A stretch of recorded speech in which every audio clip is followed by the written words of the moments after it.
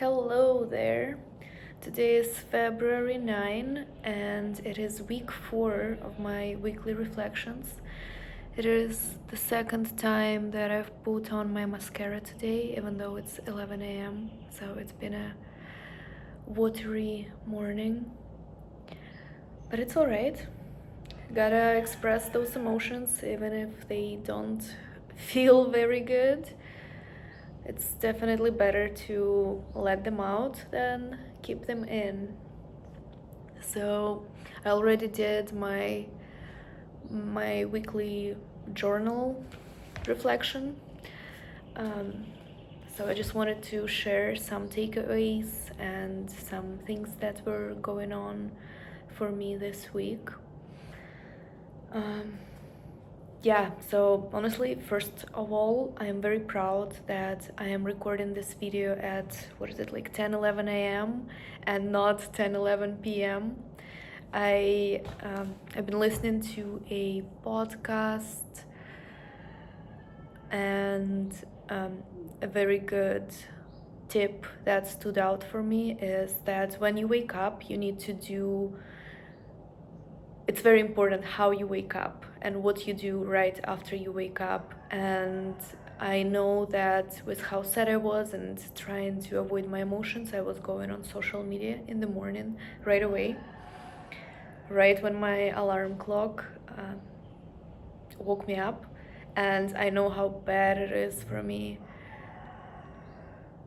So this week, and starting this week, not all days were perfect, but those days when I was able to wake up, to make myself my hot water, take my journal, sit on my balcony and just do my morning reflection without looking at my phone at all, those were definitely the best days. Just not letting external things control how I will go into my day. And the next thing is that you are doing the most meaningful tasks of the day in also the first half of your day. So in the morning, when you wake up, when you have the most willpower, when your mind is the freshest, this is when you do the hardest tasks. Things like invoicing, client work, you can do those on default most of the times. Later in the day, you can be tired, you don't really need willpower, they're like habits, automatic tasks. But something like creating a video reflection, something like creating that Instagram post for your personal brand, this is something you need to prioritize and really do it in the morning and realize that your tasks, your business, whatever that might be, your health, if it's going to the gym, you reading a book, if this is your goal to read one book or like to read 5 pages per day, those things need to be done. Whatever is the most important one for you, it has to be done in the first half of the day when you are the most energetic. And what also comes as a bonus from it is that you actually get inspired and energized to go on with your day. So what I've realized is that to do your important task, you don't need for inspiration and energy to come to you. Inspiration and energy, will be a result of you doing your task. So it's completely opposite. So on the days when I was actually able to do my morning routine properly, to do my one thing of the day in the morning properly, you just get energized, you just get inspired to do all the other things that you need to do. So yeah, try that out. No phone in the first, at least 30 minutes of waking up. Instead, you just sit there, you drink your water, try hot water, by the way, it's so good for your everything inside. And you sit with your dream, you sit with your gratitude, you sit with your how it is, with your prayer, maybe like how it is that you want this day to be. And then you maybe do some exercise, maybe you do your one thing for the day. Try it and yeah, just feel the inspiration and energy come to you instead of, yeah, instead of waiting for it, just make it come to you. So yeah, those are my two first kind of takeaways that I hope to take into my future weeks and months and years. So one of them is that inspiration and energy are the result of taking action, not the prerequisite, and that the important things need to be done in the first part of the day when the willpower is high, and in order to boost the energy for the day, as well as no phone 1 hour before and 1 after waking 1 hour after waking up. Okay. And the next thing that also is my takeaway from the week is that we are actually all seeking the wrong thing. We all are looking for happiness, aren't we? When happiness is actually something very conditional, something that depends on external factors, isn't it? We will be happy when, if only then. So kind of like this is the conventional happiness that everybody, I would say even unconsciously, believes in. Like it's not, we're not trying to attach our happiness to anything, but we do. So another thing that is very unconditional and that really does not depend on any circumstances is inner peace. Inner peace is accessible to you always. It's what you feel deep down. It's always there. And it's no matter what is happening, I know that I will be fine. I know that I've handled everything in my life and I will handle this. So that inner peace, that no matter how many ripples is on the water of your emotions, your feelings, the stress of the daily lives, no matter all of that, there is still that depth, that inner peace that is always there and it is always accessible. So I feel like it's such a deeper reframe compared to happiness that is very fleeting and dependent on things. Yes, so this is a big realization of like feeling, not waiting to be happy, but just knowing that it's all gonna be all right and that I can handle everything and that everything in life happens for me, for my growth, for my betterment, for me learning to express myself and give my gifts to the world. Yeah, so this is a big one, I think, this week. Let's see how I practice it as I go into the next one. Another thing that I cried over this week is body image. So it's raining again. So my whole life I've been very, very embarrassed of my stomach, and no matter what my weight was, it was always like that part of me that I hated. Even when I was at like low weight, there still will be stomach that I would hate. The way I see myself is kind of like completely flat, flat stomach. There's like nothing there, but it's not always the case. First of all, it's not the case after I eat. It's not the case when I am PMSing and I'm bloated. It's not the case. Like, it's just not always the case. So in those moments, I would hate myself and get depressed and kind of like shut down.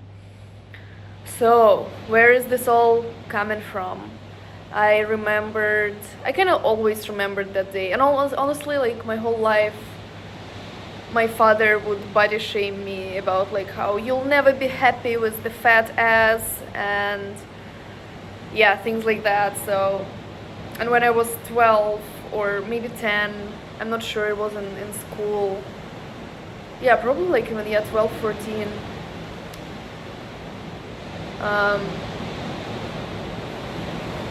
one of the girls in my class, yeah, she said like, why is your belly sticking out or something like that. And I think since that day, I sucked it in and I kept it sucked for like 17 years.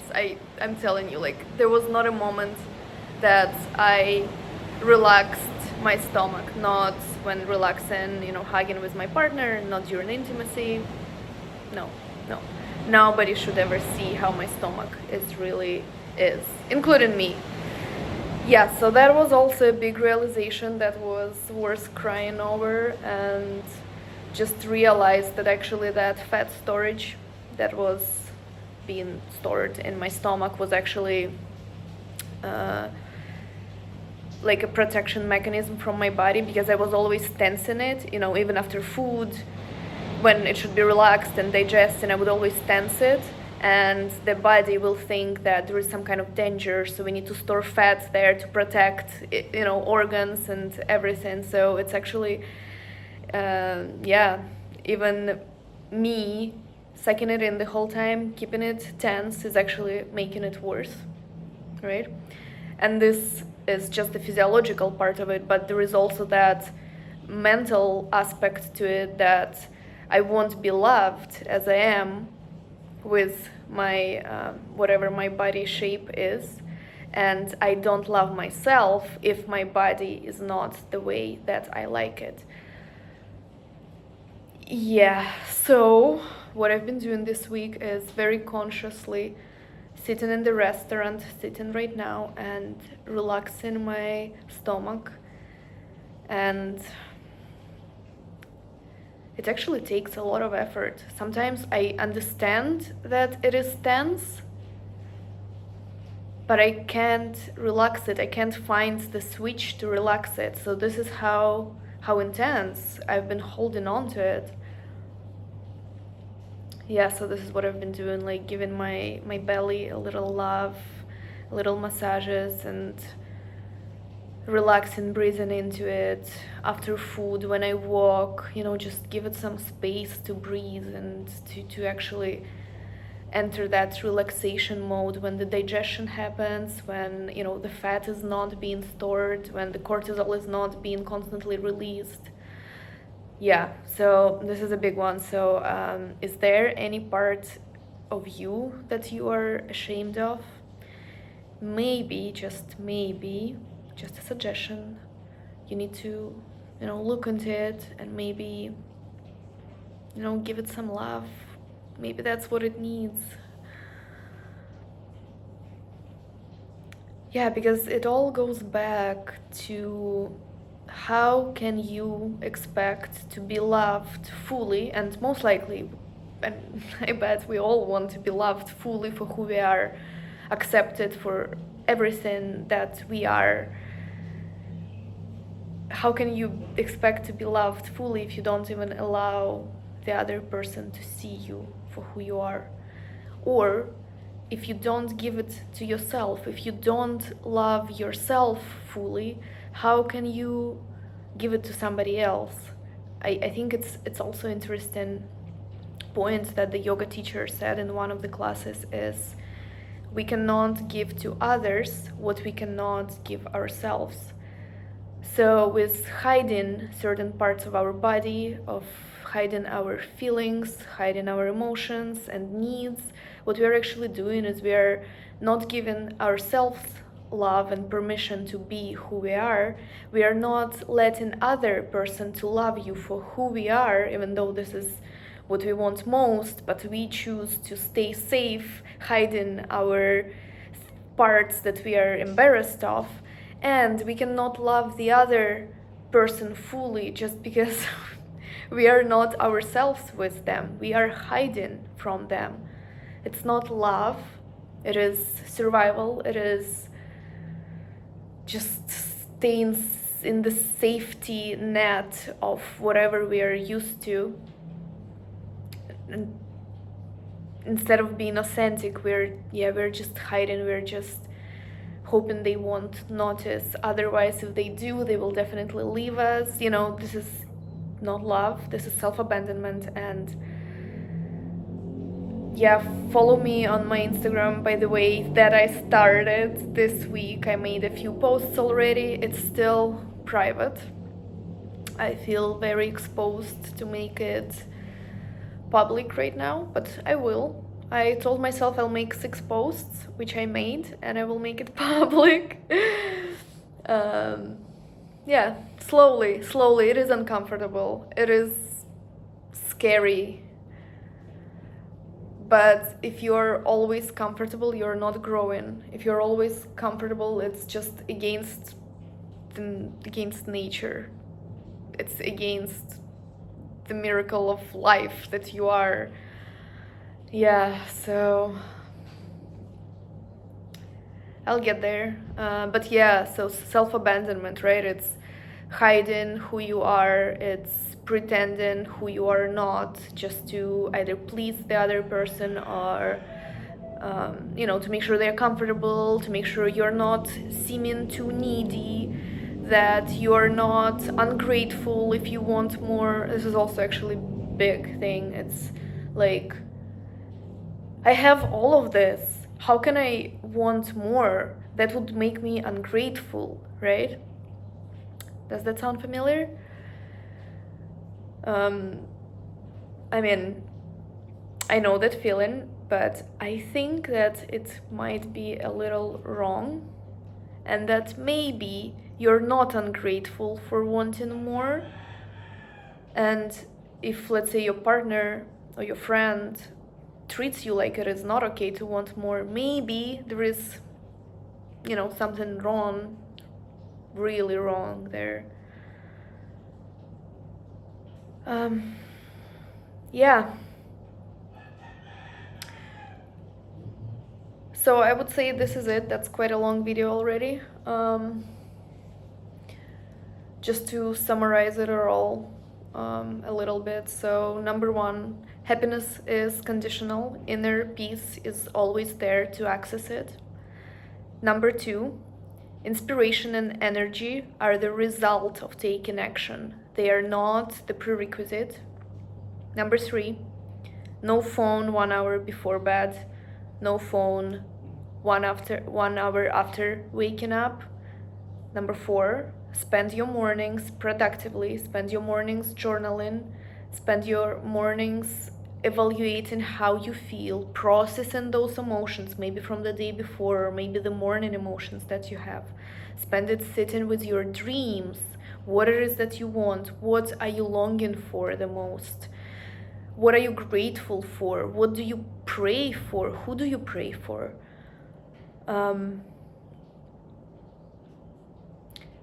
Number 5, do the most important thing in the first part of the day. I'm not sure if I mentioned that one. I'm making things up as I go. But yeah, if I already mentioned it, because it's important, do the most important task. That one thing that would be the biggest needle mover for you to get closer to where you want to be. Do it in the first part of the day, and watch your inspiration and energy soar for the day ahead of you. And just imagine one thing a day that you do in the first part of the day that you actually complete, like in 3 months, how much further ahead you will be. And last one is, what part of your body are you hiding? What feelings and emotions are you suppressing? What is it that is very important to you, but you don't say it, or you don't do it, you don't set the boundary, you don't share? Accept all parts of you. This is the only way how you can love yourself, be loved, and love the other person. Yes. So that would be it. I hope you have a wonderful week ahead, and I will talk to you next week. Bye.